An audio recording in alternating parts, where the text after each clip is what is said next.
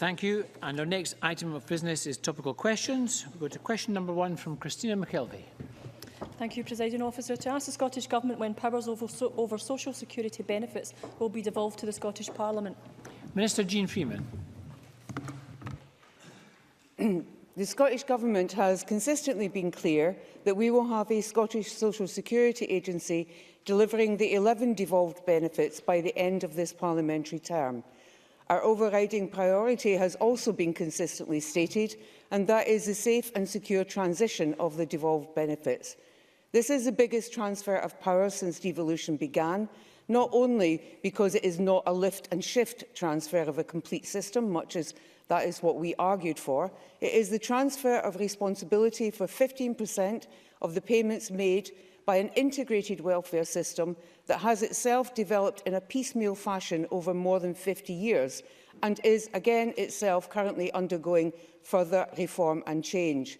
The scale and the complexity is clear, and everyone sitting in a democratic parliament knows that safely delivering this transfer is not possible without the underpinning of both a legislative framework and a robust delivery infrastructure. Members of the Social Security Committee will be well aware of the need to work closely with the DWP to make sure that the Scottish and the UK systems are aligned.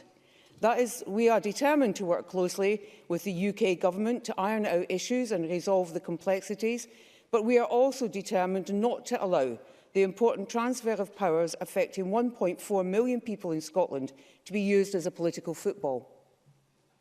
Christina McKelvie. Can I thank the Minister for that detail on the transition? Can the Minister tell us how the Scottish Government would ensure that no one transferring to any of the benefits that will be delivered by the Scottish Government slips through the gaps between the two systems in that transition? Minister. Thank you, Presiding Officer. Ms McKelvie has, of course, gone straight to the heart of what is important, and that is the safe and secure transfer of the devolved benefits, making sure that every one of the 1.4 million people who rely on this support receive the money they are entitled to on the day that it is due. Throughout the 3-month consultation that we have just finished, no one asked us to do this quickly. Everyone asked us to do it safely. So that is why the current experience groups with lived experience of the current benefit system and the other expertise that we will draw on are so important, and why we will make sure this Parliament has the time it needs to fully scrutinise the primary and secondary legislation that will be required before we can deliver the benefits. That is as it should be, in the interests of people across Scotland, people, Presiding Officer, who wake up every day in a cloud of worry and anxiety brought on by the impact of the UK benefit system. So it is deeply disappointing that in recent days, both Tory and Labour have tried to score political points on the basis of unfounded assertions with an utterly careless disregard for the impact their words have on those people they claim to represent. Christina McKelvie. The Minister herself gets to the heart of the issue here, and it's about safety and security, and that's what people seek. So how will the Minister reassure those who have been victims of the conscious cruelty of the current system, those with motor neuron disease, those with long-term conditions, those with life-threatening conditions? How can she reassure those people who have been affected by that conscious cruelty of this current system that any new system in Scotland will not just replicate those failures, but actually address some of the failures that these people have experienced? Minister. Thank you. I notice that Ms McKelvie uses the words of Paul Lafferty, the writer of I, Daniel Blake, to refer to the DWP's callous conditionality and benefit sanctions regime. There is a great deal, Presiding Officer, that we will learn from the experience of the DWP and the UK benefit system, not least a rush to give timescales and commitments that are persistently not met.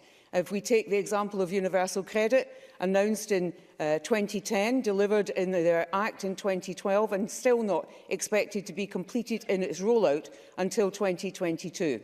That is why not only the approach we have taken in the consultation of directly listening to those with lived experience of being in the benefit system and those with expertise working with them and those indeed working in delivering that benefit system is exactly the approach we will continue in the weeks and months following the consultation through the experience panels and the other matters that I've referred to. Unfortunately, with 15%, we cannot change all of the unfairness in the current system. But with the limited powers that we have, we are determined that we will take the time, we will listen, we will not be bullied into false timescales or deadline dates. And within the lifetime of this Parliament, we will deliver a social security system for Scotland that everyone in Scotland can be proud of. Mark Griffin. Thank you, Presiding Officer.